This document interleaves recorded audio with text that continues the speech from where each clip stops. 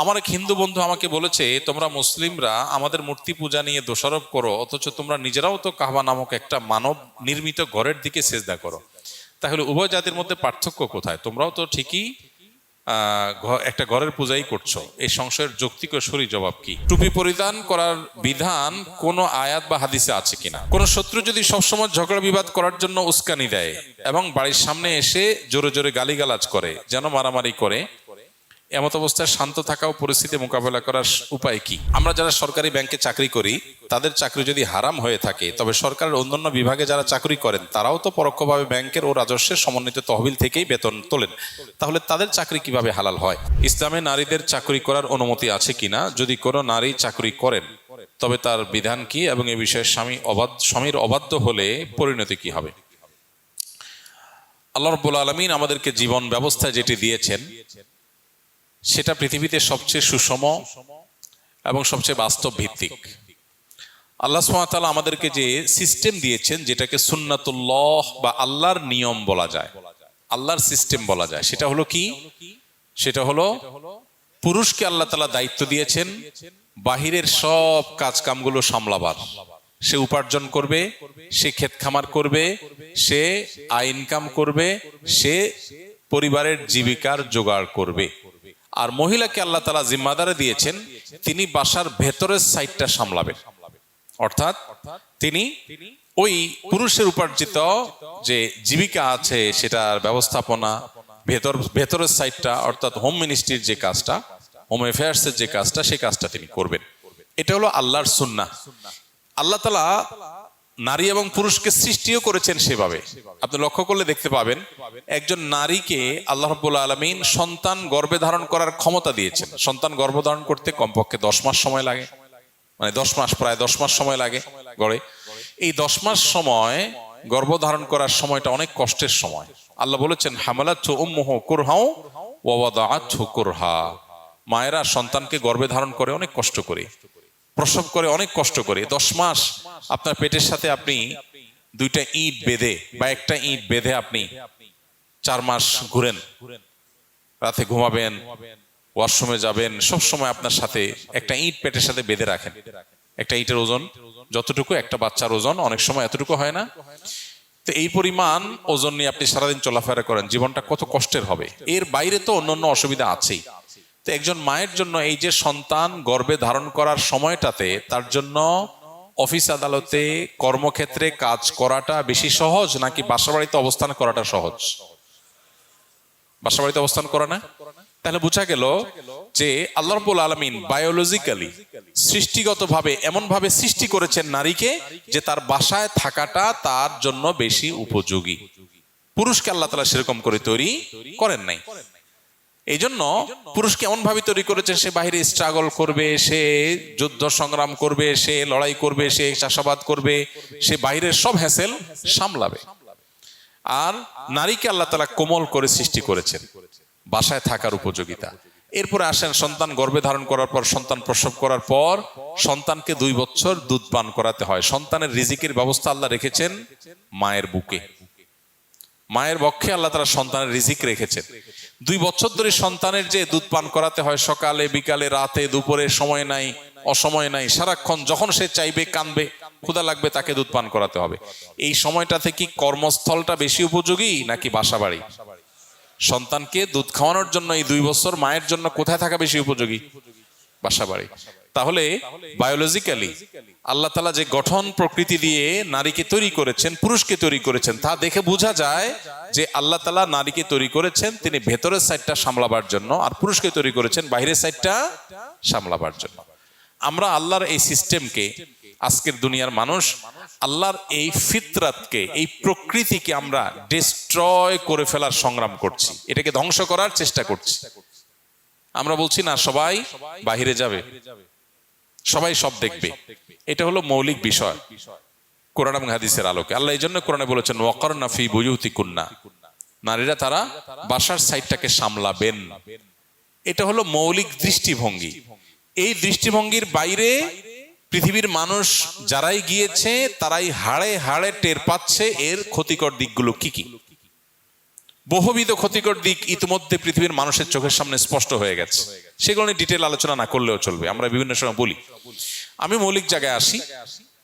এই যখন মৌলিক দৃষ্টিভঙ্গি ইসলামের, এবার একজন মুসলিম নারী তিনি যদি কোনো কারণে বাহিরে কাজ করতে হয়, তিনি বিধবা, তার স্বামী নাই, থেকেও না থাকার মতো, অথবা তার আয় উপার্জন করে খাওয়াবার মতো, পরিবারের ভরণ পোষণ জোগাড় করবার মতো কেউ নাই, তিনি যদি বাহিরে কাজ করতে চান তার জন্য জায়েজ আছে, যেহেতু তার এটা প্রয়োজন, তার নিড, তার জন্য এটা জায়েজ আছে। তিনি শরিয়ার অন্যান্য দিক নির্দেশনাগুলো মেনে, পর্দার বিধিবিধানগুলো মেনে তিনি যদি বাইরে কাজ করতে চান, শরিয়া সেটাকে নিষেধ করে না।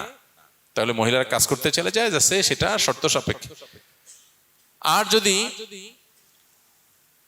পুরুষ স্বামী উপার্জন করছেন, তাহলে সেক্ষেত্রে স্বামী তো তার সমস্ত ভরণ পোষণ, তার চিকিৎসা, তার থাকা খাওয়া, হাত খরচ, তার সবকিছুর ব্যবস্থা স্বামী করতে বাধ্য। আইনগতভাবে শরীয়ত আল্লাহ তাআলা সেই পদ্ধতি রেখেছেন। তাহলে তিনি বাহিরে কাজ করার তো দরকার হয় না। এরপরেও দরকার কখনো হতে পারে, তার মা অপারক, বাবা অপারক, তাদের অসুস্থতা আছে, তাদের জীবিকার ব্যবস্থা নাই, ভাইরা আছে থেকেও দেখাশোনা করছে না, অথবা ভাইরা নাই, তার নিড আছে, প্রয়োজন আছে, এরকম যদি হয় সেক্ষেত্রেও তিনি বাইরে কাজ করতে চাইলে কাজ করতে পারবেন। তবে এই ক্ষেত্রে তার স্বামীর অনুমতি লাগবে, কারণ নারীদেরকে তাদের সুশৃঙ্খল জীবনযাপন, একটা সুন্দর সুষ্ঠু সংসার জীবন যেন সুন্দরভাবে চলে, সেজন্য আল্লাহ তাআলা পুরুষকে দায়িত্বশীল করেছেন। একটা দোকান, একটা মুদি দোকান, দুইজন মানুষ চালায়, তাদের একজন মালিক থাকে, আরেকজন কর্মচারী থাকে, একজন সিনিয়র থাকে, আরেকজন জুনিয়র থাকে, একজন মূল দায়িত্বশীল থাকে, আরেকজন তার সহকারী থাকে। এভাবে একটা দোকান চলে। যদি বলে না দুজনেরই সমান ক্ষমতা থাকবে, কোন প্রকার কম বেশ থাকবে না, তাহলে দোকান টিকবে? টিকবে? একজন বলবে আমি এই মাল এত টাকা বেচবো, আরেকজন বলবে এই টাকা বেচবো, বেচাবেচি দিয়ে তখন মারামারি শুরু হবে, হবে না? তো একটা সংসার সুষ্ঠু সুন্দরভাবে চলার জন্য আল্লাহ তাআলা স্বামীকে অভিভাবক করেছেন, মাতবরি না, শুধু তার ঘাড়ের উপরে সমস্ত দায়িত্ব চাপিয়েছেন, সমস্ত দায়িত্ব। জীবিকা করতে জোগাড় করবা তুমি জানো, বাইর হও, মেয়েকে সে পেরেশানি দেওয়া হয়নি। যাই হোক, তো এই জন্য স্বামীকে যেহেতু কর্তৃত্ব এবং অভিভাবকত্ব দেওয়া হয়েছে সুশৃঙ্খল একটা সাংসারিক জীবনের জন্য। আপনি পশ্চিমা পৃথিবী যদি তাকান, দেখবেন স্বামী স্ত্রী যে সংসার গড়ে, তারা প্রায় প্রত্যেকটা ওয়েস্টার্ন কালচারের দেশে দেখবেন তাদের কালচারটাই এরকম যে স্বামী স্ত্রী দুজন মিলে সংসার করে, ওইটা যেন একটা ম্যাচ করেছে, ম্যাচ। আমাদের ম্যাচ সিস্টেমে থাকি না, ওই রকম ম্যাচের যেরকম পার্টনার থাকে না, যে ঠিক আছে রুম ভাড়া 2000 টাকা, তুমি 1000 দিবে, আমি 1000 দিব, দুজন মিলে থাকলে, হ্যাঁ, বুয়ার বেতন এত টাকা, তুমি অর্ধেক আমি অর্ধেক দিবা, ঠিক আছে তুমি বুয়ার বেতন দিবা, আমি তাহলে পানির বিল দিব, আমি গ্যাসের বিল দিব, তুমি বিদ্যুতের বিল দিবা, এভাবে ভাগযোগ করে নেয় না? বা যা খরচ হয় 50-50 করে না? ওয়েস্টার্ন কালচারের প্রায় সবগুলো দেশে, অলমোস্ট বেশিরভাগ ফ্যামিলিতেই এই সিস্টেমে তারা চলে। স্বামী স্ত্রী দুজন মিলে বাসা ভাড়া নেয় এবং যত খরচ হয় তারা দুজন ভাগযোগ করে দেয়। এটা ম্যাচের পার্টনার, সেই হৃদ্যতা। এই জন্য একজনের কত ভাঙন ধরে, কত জোড়া লাগে, কত নদীর পানি খায়, কত ঘাটে যায়, কত আপনার উত্থান পতন হয়, তার কোনো ঠিক ঠিকানা নাই। এইটা সুন্দর নাকি মুসলমানদের মধ্যে যে দাম্পত্য সম্পর্ক আছে, সাংসারিক জীবন আছে, এখানে স্বামী স্ত্রী সংসারটা শুরু করে, স্বামী বাহিরের সাইড দেখে, স্ত্রী ভেতরের সাইড দেখে, এরপরে তাদের মধ্যে এমন সম্পর্ক হয়ে যায় যে স্বামীর সকল সম্পদে আসলে স্ত্রীর কর্তৃত্বই থাকে। দিন শেষে মাতবরিটা হয় কার? বউয়ের। বিয়ের পরে প্রথম স্ত্রীরা একটু চাপে থাকে, কিন্তু আস্তে আস্তে আস্তে আস্তে তার মাতবরি, মাস্তানি, কর্তৃত্ব এগুলো এমন বাড়ে, ছেলে একটা হইছে, ওইটা আস্তে আস্তে আস্তে যত বড় হয়, কার দলে আসে? মায়ের দলে না বাপের দলে? মায়ের দলে। এরপরে এদের ঘরে আবার বাচ্চা কাচ্চা যদি হয়, এগুলো কি দাদির সাথে থাকে না দাদার পক্ষে যায়? সব দেখবেন মহিলার পক্ষে। অর্থাৎ যত বাচ্চা হয় আস্তে আস্তে তার বাহিনী বাড়ে, বাহিনীর সদস্য বাড়ে। জোয়ান কালে যেই পুরুষ বাঘের মতো বউরে উঠাইতে বসাইতে সকাল বিকাল, বুড়া কালে সে আস্তে বিড়ালের মতো হয়ে যায়, কারণ তার কোনো লম্বা গলায় কথা বলার সুযোগ থাকে না। বুড়ি যা বলে সেভাবেই সংসার চলে। ঠিক না বেঠিক? ইসলামের সৌন্দর্যটা এখানে। ইসলাম বলে মেয়েদেরকে একটু সবর করো, সাংসারিক জীবনে একটু সবর করো। ননদ জ্বালাতন করে, দেবর জ্বালাতন করে, উল্টা পাল্টা করে, অন্যায় করে, ওরা অবশ্যই অন্যায় করে, কিন্তু তুমি সবর করো। শুরুতেই অস্থির হয়ে সংসারটা ভেঙে ফেলো না। নদীর কূলের ঢেউ দেখে এত ভয় পেও না, সামনে অগ্রসর হও। ও কূলে যেতে হলে সামনে অগ্রসর হতে হবে। একটা পর্যায়ে দেখা যায় সব কর্তৃত্ব মহিলার হাতে আস। অলমোস্ট 99% ফ্যামিলিতে মুসলমানদের এই অবস্থা না, যে বুড়া বেচারা বাসায়ও জায়গা থাকে না, মসজিদে এসে বসে থাকে, মসজিদ থেকে বেরোতে চায় না। মুয়াজ্জিন সাহেব, খাদেম সাহেব বলে, চাচা বাসা যাবেন না, দরজা লাগাবো। বলে যে তোমাদের জ্বালা একটু ইবাদত বন্দেগীও করা যায় না। আসলে কাহিনী কি? আসলে কাহিনী হলো বুড়ার বাসায় খাওন নাই, বেল নাই, ওখানে রাজত্ব কর্তৃত্ব সব দখল করে নিছে কে? বুড়ি। এখন বুড়া কি করবে? মসজিদে এসে বসে থাকে, চায়ের দোকানে বসে থাকে, বেল নেই, ও ভেতরের জগৎটা ছোট ডাল বুড়ির। বুড়া যদি লাইনে থাকে তো আলহামদুলিল্লাহ, বেলাইনে থাকলে দৌড়ের উপরে। ঠিক না ঠিক? আহা, কত সুন্দর। আর যাদের মধ্যে দ্বীন নাই, ইসলাম নাই, আল্লাহর বিধানের বাইরে যারা নিজস্ব বিধান তৈরি করে নিয়েছে, তাদের করুণ পরিণতি তাদের সমাজে আপনি কান পাতলে প্রত্যেকটা সংসার থেকে আপনি গোঙানি শুনতে পারবেন। তাদের বেদনা, ব্যথা, ভালোবাসার অভিনয় আছে, শুধু মুস্কি হাসবে, এটা গিফট করবে, ওইটা গিফট করবে, কত নাটক, কত সিনেমা, কত কিছু, ভেতর থেকে কিছু নাই। আল্লাহ তাআলা আমাদেরকে বোঝার তৌফিক দান করুন। দ্বীন এবং ইসলামের বাইরে কোথাও শান্তি নাই, থাকতে পারে না, বাহ্যিক চাকচিক্য থাকতে পারে। এই জন্য মেয়েরা যদি বাইরে কাজ করতে চায়, ইসলাম সেটাকে অনুমোদন করে যদি তার প্রয়োজন হয় শর্ত সাপেক্ষে, কিন্তু এটা ইসলামের মূল ধারণা না। মূল ধারণা হলো বাইরে যাবে পুরুষ, সকল হ্যাসেল করবে সে, মহিলা কেন করবে? যদি কোনো স্বামী, তাহলে কথা হলো যে কোনো স্ত্রী যদি বাইরে কাজ করতে চায়, তাহলে স্বামীর পারমিশন সাপেক্ষে তিনি যেতে পারেন। যেহেতু স্বামী অভিভাবক যেহেতু, অতএব একজনের কথা তো মানতে হবে। একটা দোকানে, মুদি দোকানে দুজন লোক থাকলে একজনকে দায়িত্বশীল মানতে হবে, নাকি দুইজন সমান পাওয়ারে থাকলে চলবে? এই জন্য স্বামীর পারমিশনটা লাগবে। স্বামীর পারমিশন নিয়ে তিনি বাইরে যেতে পারেন, পর্দার সাথে জব করে, ব্যবসা বাণিজ্য করে তিনি উপার্জন করতে পারেন, কোনো অসুবিধা নেই। আর যদি বাসার ভেতর থেকে করেন এবং তাতে তিনি বাসার ভেতরে থেকে অনলাইনে কিছু করতে চাচ্ছেন বা অফলাইনে কিছু করেন, এমন কিছু করেন যেটাতে স্বামীর কোনো হক নষ্ট হচ্ছে না, তাহলে সেক্ষেত্রে স্বামীর অনুমতি ছাড়াও তিনি করতে পারবেন। আল্লাহ রাব্বুল আলামিন এত স্বাধীনতা দিয়েছেন ব্যক্তি স্বাধীনতার পর্যায়ে, যে কোনো নারী যদি বলে আমি কোনো ছেলের সাথে বিয়ে বসবো না, পৃথিবীর কোনো মানুষের শক্তি নাই, বাবারও নাই, মায়েরও নাই, কোনো আলেমেরও নাই, কারোর শক্তি নাই ওই মেয়েকে ওই ছেলের সাথে বিয়ে দেওয়ার আইনগতভাবে। এত স্বাধীনতা একজন নারীকে ইসলাম দিয়েছে। তিনি যত উপার্জন করবেন, তার স্বামী ফকির হোক, মিসকিন হোক, যাই হোক না কেন, তার স্ত্রীর উপার্জনের মধ্যে 1 টাকারও দাবি করার কোনো এখতিয়ার স্বামীকে দেওয়া হয় নাই। নারীকে ইসলাম যে মর্যাদা দিয়েছে, আজকে নারীকে ফেক এবং মিথ্যা মর্যাদার আপনার নানা ফুলঝুরি এবং স্লোগান শুনিয়ে আমাদের বোনদেরকে বিভ্রান্ত করা হচ্ছে, আমাদেরকে বিভ্রান্ত করা হচ্ছে। আল্লাহ আমাদেরকে বোঝার তৌফিক দান করুন। আল্লাহর বিধানের বাইরে নারী হোক পুরুষ হোক কারোর কোনো মুক্তি নিহিত নাই। টুপি পরিধান করার বিধান কোন আয়াত বা হাদিসে আছে কিনা? কোন আয়াত বা হাদিসে টুপি পরিধান করার বিধান আছে কিনা? উত্তর হলো, টুপি নবী করিম সাল্লাল্লাহু আলাইহি ওয়াসাল্লাম পরেছেন, সাহাবায়ে কেরাম পরেছেন, পড়তেন। এটাকে উলামা একরাম সুন্নতে আদা বলেন। সুন্নতে আদা, সুন্নতে ইবাদাহ না। সুন্নত 2 প্রকার, একটা হলো অভ্যাসগত সুন্নত, আরেকটা হলো ইবাদতগত সুন্নত।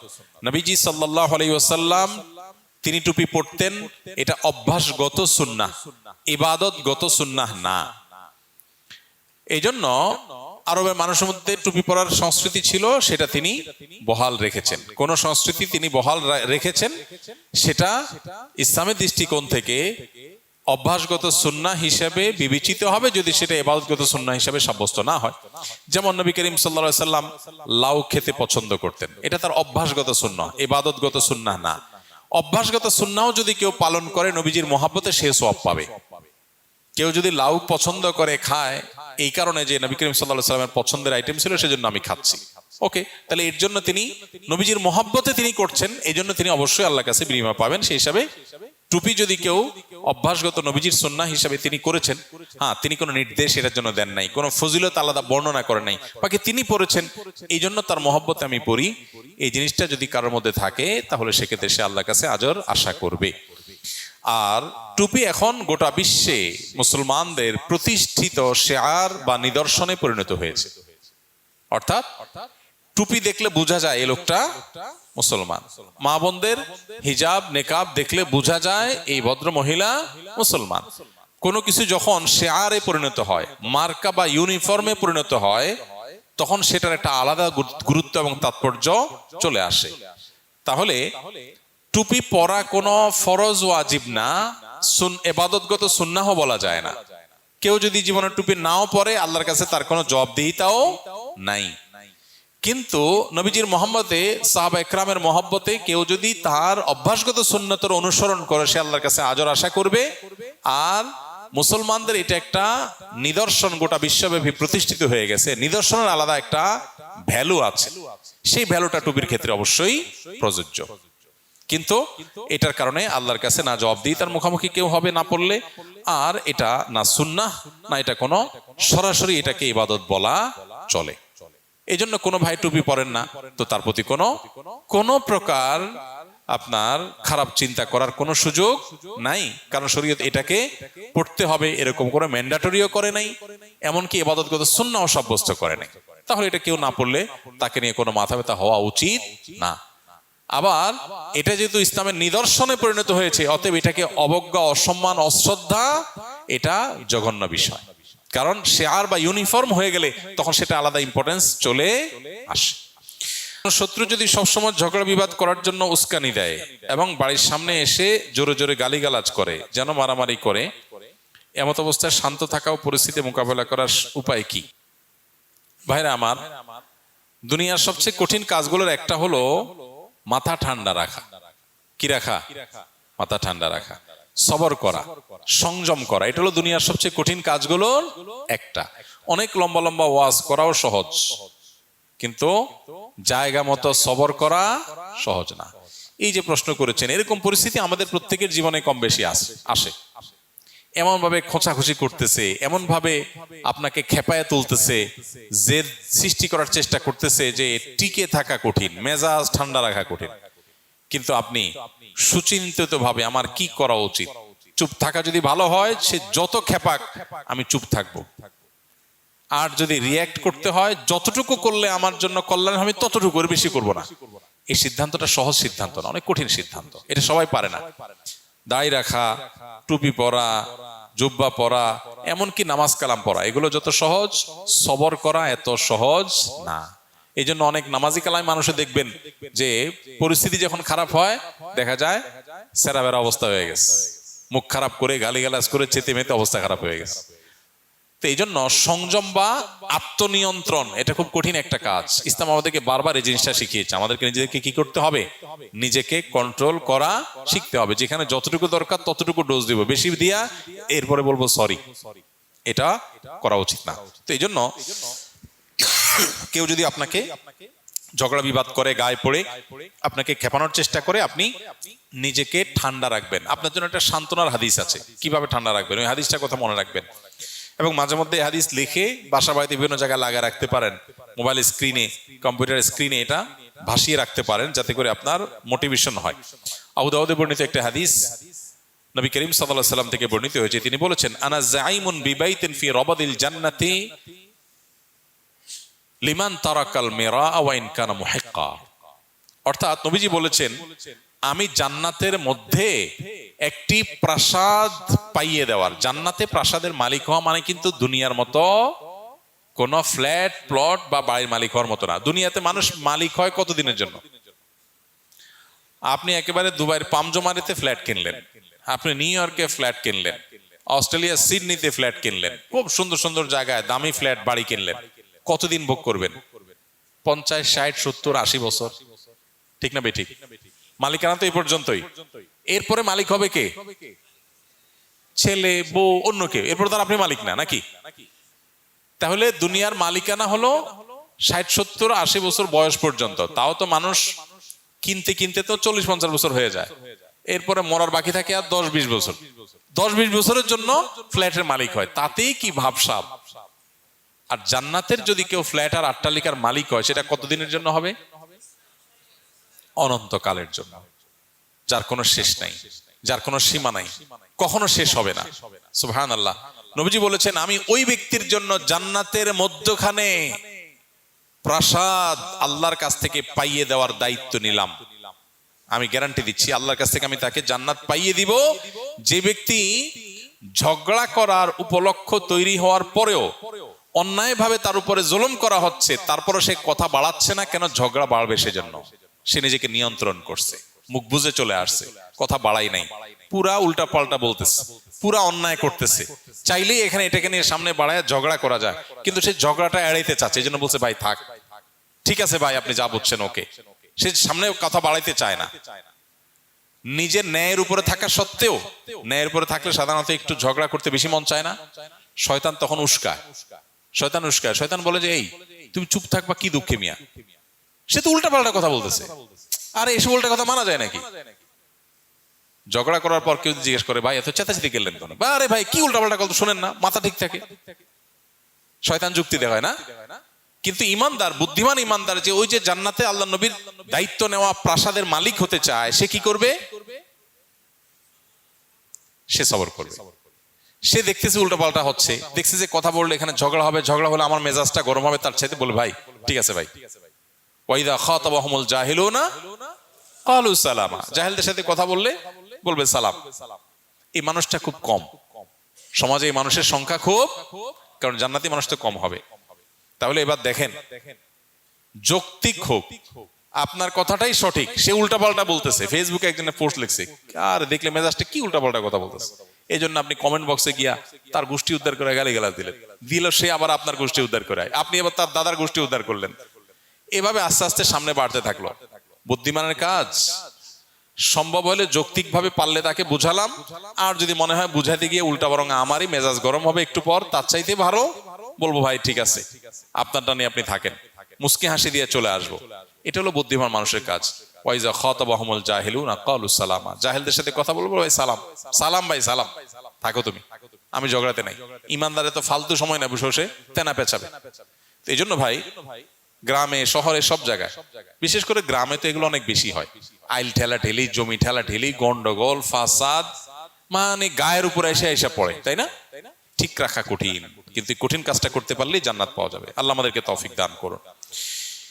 তাহলে এই হাদিস আমাদের জন্য মোটিভেশন, এই হাদিস আমাদের জন্য বিশাল বড় অনুপ্রেরণা।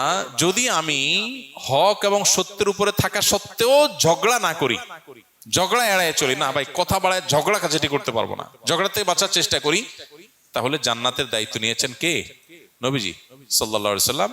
তিনি বলেছেন আনা যাইমুন বিবাইতিন ফি রাবাদিল জান্নাতি লিমান তারাকাল মিরা ওয়া ইন কানা মুহিক্কা।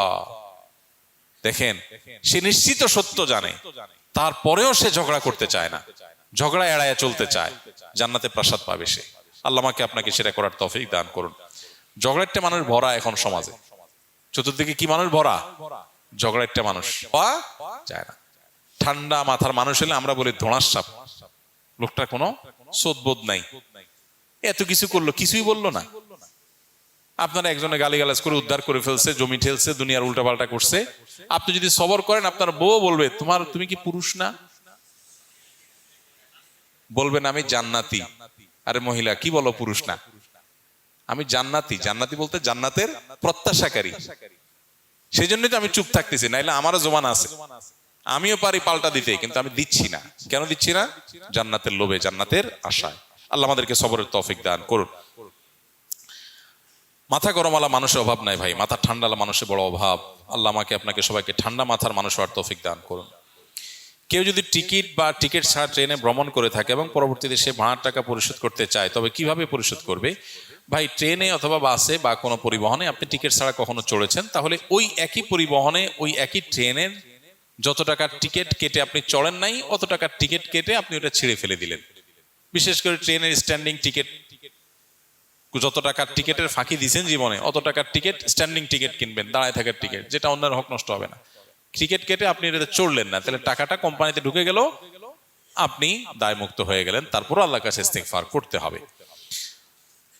আর যদি এরকম হয় যে কোনো বাসে এরকম করেছেন, সে বাস আর খুঁজে পাওয়া যাচ্ছে না, ওই বাস আর কোম্পানি নাই এখন, তাহলে সেক্ষেত্রে সেটা যদি হয় তাহলে সেক্ষেত্রে সেই টাকা ওই বাস মালিকের তরফ থেকে গরিব দুঃখে দান করে দিবেন, সব নিজের সওয়াবের আশা ছাড়া। আমার এক হিন্দু বন্ধু আমাকে বলেছে, তোমরা মুসলিমরা আমাদের মূর্তি পূজা নিয়ে দোষারোপ করো, অথচ তোমরা নিজেরাও তো কাবা নামক একটা মানব নির্মিত ঘরের দিকে সেজদা করো, তাহলে উভয় জাতির মধ্যে পার্থক্য কোথায়? তোমরাও তো ঠিকই একটা ঘরের পূজাই করছো, এই সংশয়ের যৌক্তিক ও সরি জবাব কি? প্রিয় ভাইরা আমার, এটা খুব কমন একটা প্রশ্ন, এর বহু উত্তর ইতিমধ্যে অনেকেই দিয়েছেন মাশাআল্লাহ। মুসলমানরা কাবা ঘরকে পুজো করে না, তারা কাবা ঘরের দিকে ফিরে আল্লাহর ইবাদত করে। এই জন্য অন্য যারা মূর্তি পূজা করে আর মুসলমানরা যারা কাবা ঘরের দিকে ফিরে আল্লাহর ইবাদত করে, দুইটার পার্থক্য খুবই স্পষ্ট। আমরা একটু খোলা চোখে তাকালেই দেখতে পাবো পার্থক্য। যেমন যারা মূর্তি পূজা করে তারা মূর্তির কাছে প্রার্থনা করে। মুসলমানদের কেউ কি কাবাঘরকে বলে, ও কাবাঘর তুমি আমাকে একটা বাচ্চা দাও? বলে? কাবাঘরের কাছে কোনো প্রার্থনা করে? তারা কাবার দিকে ফিরে নামাজটা পড়ে, কারণ নামাজটা যেহেতু গোটা বিশ্বের মানুষ মুসলমান সবাই নামাজ পড়তে হবে কোন একটা দিকে, ঐক্য ধরে রাখার প্রয়োজনে একটা দিক দরকার, সেজন্য আল্লাহ তাআলা কাবাকে ফিক্স করে দিয়েছেন এই দিকে পড়ো। এই জন্য ওইটা দিক নির্ধারণের জন্য, ঘরকে পুজো না। ঘরকে যদি পুজো হতো তাহলে ঘরের কাছে প্রার্থনা করা হইতো, ঘরের কাছে চাওয়া হতো। আমরা মুসলমানরা কি কাবা ঘরের কাছে চাই?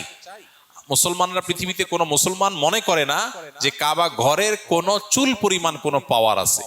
এই জন্য মুসলমান ঘরের কাছে চাই না, জাস্ট দিক নির্ধারণের জন্য ওই দিকে ফিরে নামাজ পড়ে। আমাদের পূজনীয় কাবা নয়, কাবার রব। কাবা না কাবার রব। কাবার রব বা মালিক হলো আমাদের পূজনীয়, আমাদের সেজদার উপযুক্ত। সেজদা আমরা তাকে দেই, রবকে দেই, কাবা ঘরকে না।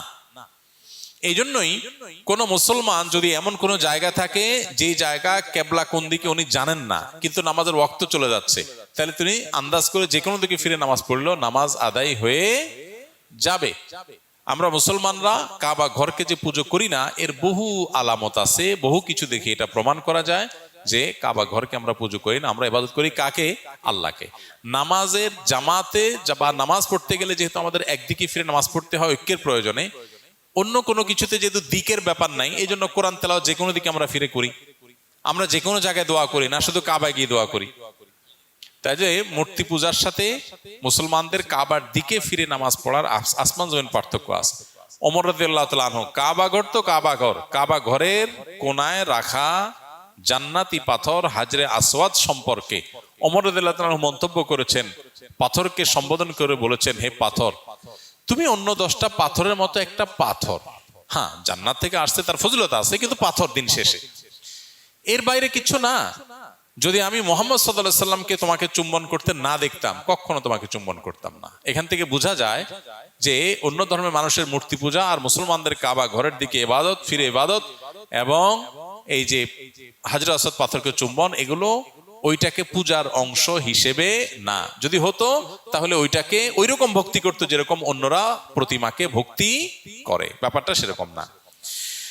কোরআনে এসেছে মানুষের সব বিপদ আপদ তাদের নিজেদের কৃতকর্মের ফসল। আবার অন্য আয়াতে এসেছে আল্লাহ ভয় ও ক্ষুধা দিয়ে পরীক্ষা করেন। আমরা কিভাবে বুঝবো কোনটা আমাদের কর্মের ফল আর কোনটা আল্লাহর পক্ষ থেকে পরীক্ষা?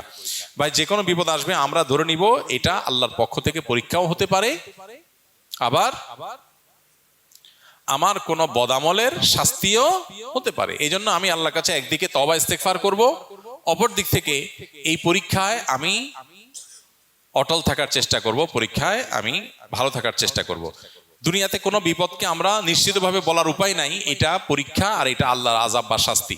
অনেক সময় দেখা যায় কারোর বিপদ হলে গ্রামে শহরে অনেকে মন্তব্য করে, এর উপরে এত বিপদ আসে কেন জানো? কারণ লোকটা অনেক খারাপ, নাইলে এত বিপদ আসতো না।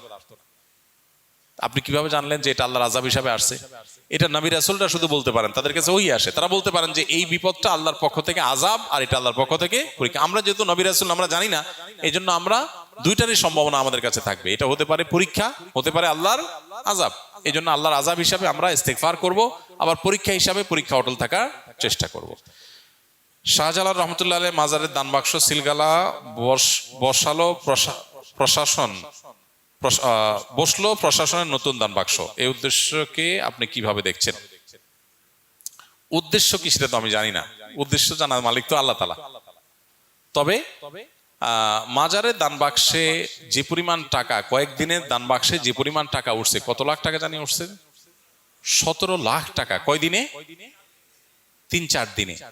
সুবহানাল্লাহ। তাহলে মাসে কত টাকা হয়? তাহলে বছরে কত কোটি টাকা হয়? এই টাকাগুলো কই যায়?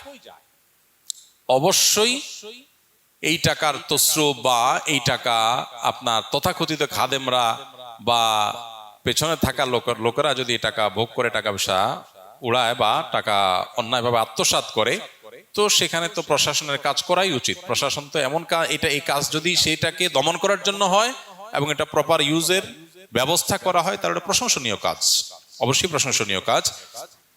আমাদের দেশে মানুষ কত সহজ সরল। আমরা মাজারে টাকা দেই। মাজারে কেন টাকা দেই? বিপদ দূর হওয়ার জন্য না?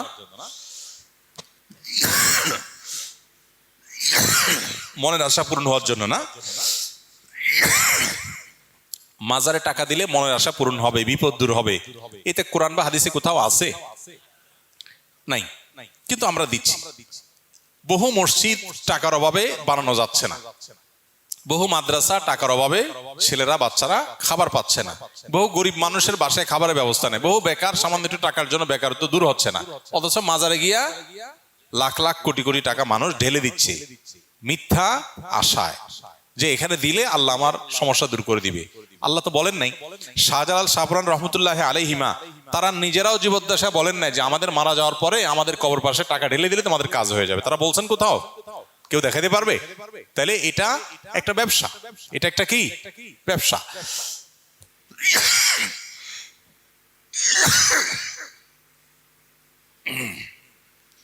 জি ভাই, অতএব এই আত্মসাৎ বন্ধের উপায় অবশ্যই প্রশংসনীয় যদি সেটার সঠিক ব্যবহার করার উদ্যোগ নেওয়া হয়। সম্প্রতি দেখা যাচ্ছে বাবা মাকে বৃদ্ধাশ্রমে দিচ্ছে নিষ্ঠুর সন্তান, এমনকি সম্পত্তির জন্য বাবার লাশ দাফনে বাধা দিচ্ছে। সমাজে এমন চিত্র কেন এত বেশি হচ্ছে? ভাই, কেন হচ্ছে সেটা বলার জন্য, সেটা বোঝার জন্য পণ্ডিত হওয়ার দরকার নেই। কোন দিনদার, কোন মুত্তাকি, কোন পরহেজগার, কোন আল্লাহভীরু মুসলমান সন্তান তার বাবা মাকে বৃদ্ধাশ্রমে দিতে পারে? পৃথিবীতে এমন একটা দৃষ্টান্ত হয়তো পাওয়া অসম্ভব হবে, যেই ছেলে আল্লাহভীরু, যে ছেলে আল্লাহকে চিনেছে, যে সন্তান আল্লাহর পরিচয় পেয়েছে, যে ছেলে মেয়ে কোরআন হাদিস অনুযায়ী নিজেকে চালাবার চেষ্টা করে, সে বাবা মাকে বৃদ্ধাশ্রমে দেয়া তো দূরের কথা, সে বাবা মার মুখ থেকে উফ শব্দটিকেও সহ্য করার কথা না। অতএব খুবই পরিষ্কার, আজকের এই পৃথিবীর জাঁকজমকপূর্ণ এবং চাকচিক্যপূর্ণ যে দৃশ্য আমরা দেখতে পাচ্ছি, এর অন্তর্নিহিত এবং ভেতরগত দিকটা অত্যন্ত কদর্য, অত্যন্ত খারাপ।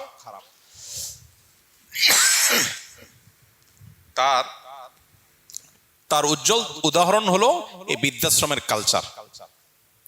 যত উন্নত দেশ, যত তথাকথিত জাগতিক শিক্ষায় শিক্ষিত মানুষ, তত বেশি বৃদ্ধাশ্রমের কালচার সেখানে এস্টাবলিশড। এখান থেকে বোঝা যায় আখিরাতের প্রতি ঈমানের চেতনা, আল্লাহর প্রতি ঈমানের চেতনা যদি কারোর মধ্যে না থাকে, তাহলে তার অবশ্যম্ভাবী বহু করুণ পরিণতির একটা হলো বৃদ্ধাশ্রমের এই কালচার। যে বাবা মা ছোটবেলায় পরম যত্ন আদর দিয়ে সন্তানকে বড় করেছে, তিনি মুসলিম হোক অমুসলিম হোক, যে কোনো বাবা মা মানেই হলো বাবা মার প্রতি পরম যত্ন মমতা দিয়ে সন্তানকে বড় করে, কিছু অমানুষ হাতে গোনা ব্যতিক্রম বাদে। তো এই যে বাবা মা এত মমতা স্নেহ দিয়ে বড় করার পর, বুড়ো হওয়ার পর তাদেরকে আপনি ভুলে গেলেন, তাদেরকে আপনি ইগনোর করলেন, এটা তো মানুষের কমন সেন্সও এটাকে ডিনাই করে।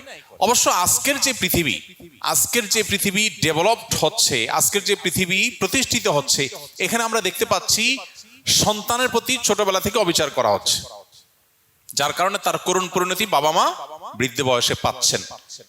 কিভাবে অবিচার করা হচ্ছে? সন্তান জন্মের পর আপনি এমন কালচার ডেভেলপ করেছেন যে পুরুষ লোকটাও কাজ করবে, মহিলা লোকটাও চাকরি করবে, দুইজনই চাকরি করবে। তাহলে বাচ্চার কি হবে? বাচ্চাকে দিয়ে যাবেন হলো কোথায়? বুয়ার কাছে বা বেবি কেয়ারে, ডে কেয়ারে। তাহলে যে বয়সে বাচ্চা মায়ের পরম আদর পাওয়ার কথা, বাবার স্নেহ পাওয়ার কথা, সে বুয়ার কাছে বড় হচ্ছে, বেবি কেয়ারে, ডে কেয়ারে বড় হচ্ছে। তাহলে বাচ্চার প্রতি অবিচার করা হচ্ছে কি হচ্ছে না? এখন তো বাচ্চার আলাদা খাট বের হয়েছে, দুধের বাচ্চাকেও আলাদা খাটে শোয়ানো হয়, মা বাবার কাছেও শোয়ানো হয়। তো এই বাচ্চা যখন বাবা মার স্নেহ মমতা থেকে বঞ্চিত হচ্ছে, শুধু সেটা না, ওয়েস্টার্ন কালচারে 17-18 বছর বয়স হয়ে গেলে এরপরে বাচ্চাকে বলে কই আলাদা করে দেয় যে যাও তুমি এবার তোমার লাইফ গোছাও, তুমি প্রাপ্তবয়স্ক হয়ে গেছো, আমাদেরকে একটু এনজয় করতে দাও আমাদের মতো করে। আর মুসলমান বাবা মা সাধারণ চিত্র কি, বাবা মা কোনোদিনই চায় না সন্তান তার থেকে আলাদা হোক, সারা জীবন থাকতে পারলে আরো ভালো লাগে তার কাছে, না? আর ওয়েস্টার্ন কালচারে বাবা মাই চায় না যে 17-18 বছর পর আমার কাছে থাক, বাইরে হও, দূর হও, তুমি কোথায় থাকবা তোমারটা তুমি বুঝো, সরকার ভাতা দিবে, তুমি নিজে ইনকাম করো, করে যা খুশি করো, আমাকে এবার আমার মতো চলতে দাও। যখন সন্তানের প্রতি মায়া মমতা বাবা মা তুলে নিচ্ছে, ছোটবেলা থেকেই তারা কর্মমুখী হচ্ছে, সন্তানের দিকে খেয়াল করতেছে না, তখন এই বাবা মাকে বৃদ্ধ বয়সে বৃদ্ধাশ্রমে রাখবে না, কি করবে? বোঝেন নাই কথা? এই জন্য আল্লাহর সিস্টেমকে যখন মানুষ ভায়োলেশন করবে, তার করুণ পরিণতি এরকম হয়। হ্যাঁ, আমি বলছি না যে বৃদ্ধাশ্রমে থাকা সব বাবা মা তার কৃতকর্মের ফসল পাচ্ছেন, আমি সবাইকে ব্লেম দিচ্ছি তা কিন্তু না। আমি বলছি কালচারাল সমস্যার কথা। অনেক বাবা মা সন্তানকে মানুষ মতো মানুষ করার চেষ্টা করেছেন, কিন্তু সন্তান কুলাঙ্গার এবং অমানুষ হয়েছে, এটা সন্তানের দোষ, বাবা মার দোষ না। এরকম বহু বাবা মাও আছেন। আল্লাহ তাআলা আমাদেরকে আদর্শ বাবা মায়ের ভূমিকা অবতীর্ণ হওয়ার তৌফিক দান করুন। সন্তান যেন আমাদের চক্ষু শীতলকারী হয়, আল্লাহ সেই তৌফিক আমাদেরকে দান করুন। একজন মহিলার স্বামী মারা যাওয়ার পর তিনি অন্য এক পুরুষকে বিয়ে করেন, পরবর্তীতে তারা উভয়ই মারা যান। এখন আমার জানার বিষয় হলো ওই মহিলা জান্নাতে কোন স্বামীকে পাবেন? কি চিন্তার বিষয়, পরেশানির কথা। মানুষের চিন্তার আর আইটেম খুঁজে পায় না। আরে ভাই, কোন মহিলা স্বামী মারা গেল বা স্বামীর সাথে বিচ্ছেদ হলো, আরেক স্বামীর সাথে বিয়ে হলো, স্বামী মারা যাওয়ার পরে আরেক স্বামীর সাথে বিয়ে হলো, এখন মারা গেল। এখন এই মহিলা, তাকে তার আগের স্বামী অনেক ভালোবাসতো, উনি মারা গেছে, এখন তারা যদি না পায় তাহলে জানাতে তার কষ্ট হবে না? আবার সে যদি তারে পায় তাহলে দ্বিতীয় যে স্বামী ছিল বেচারার দোষ কি? মুসিবত না? আমরা মানুষ হিসাবে আমাদের সংকীর্ণ দৃষ্টিভঙ্গি বা সীমাবদ্ধ চিন্তার কারণে আমাদের কাছে এই জাতীয় বিষয়গুলো অনেক ডিফিকাল্ট মনে হয়। কিছু কিছু মানুষ প্রশ্ন করার সময় এমন প্রশ্ন করে, হুজুর একটা মাসালা আছে আজকে, জটিল মাসালা কিন্তু হুজুর, উনি খুব আদা জল খেয়ে একদম প্রস্তুতি নিয়ে আসছে, উনি আজকে জটিল মাসালা নিয়ে আসছে। ওটা শোনার পরে দেখা যাচ্ছে আমার পাশে থাকা ছাত্রই হেসে দিছে যে এই মাসালার জন্য ওনার কাছে যাওয়া লাগে না, এটা তো আমিই পারি। কিন্তু যিনি আসছেন তিনি মনে করতেছেন এটা কি মহা জটিল। তো বান্দা মনে করতেছে আল্লাহ এখানে কি করবে? নাউজুবিল্লাহ, আল্লাহ তো এখানে সিদ্ধান্ত দিবে কিভাবে, একজনকে দিলে আরেকজন নাখোশ হয়ে যাবে। আল্লাহর চিন্তা আপনার না করলেও চলবে। আল্লাহ রাব্বুল আলামিন কত ভাবে সমাধান করতে পারেন সেটা আল্লাহ তাআলা ভালো জানেন। একটা সম্ভাব্য ওয়ে, জাস্ট একটা আইডিয়া, আল্লাহ যাকে দিবেন, সর্বশেষ স্বামী যিনি, এক স্বামীর সাথে ছিল, সে স্বামী মারা গেলেন, আরেক বিয়ে হলো, এই স্বামীও মারা গেলেন, আরেক বিয়ে হলো, সর্বশেষ যে স্বামী তিনি, এই স্বামীর সাথে যদি আল্লাহ তাআলা এই ভদ্র মহিলাকে দেন জান্নাতে, তাহলে প্রশ্ন হলো আগের স্বামীরা তার ভুলতে পারবে না, জান্নাতে তারা তো তার মিস করবে। উত্তর হলো আল্লাহ তাআলা তার প্রোফাইল থেকে এই মহিলাকে ডিলিট করে দিবেন। কি বলেন? তার মেমোরি থেকে ডিলিট করে দিবেন। এরকম কোন মানুষ তার পৃথিবীতে ছিল সে হতে পারে না এরকম।